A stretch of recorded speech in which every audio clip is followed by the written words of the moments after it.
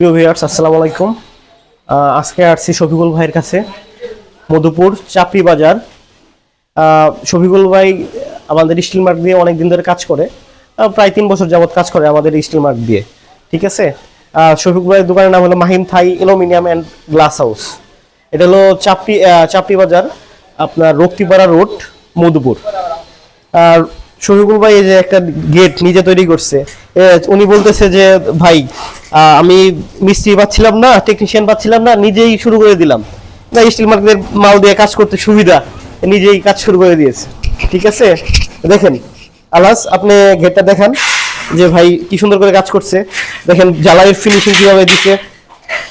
দেখেন মানে still mark দিয়ে কাজ করলে একটা জিনিস কি, এই যে বিভিন্ন ঝালাই করছে, দেখেন গ্রুপ গ্রুপ মিলে গেছে, গ্রুপগুলো মিলে গেছে, তারপরে গ্লেজটাও সুন্দর আছে।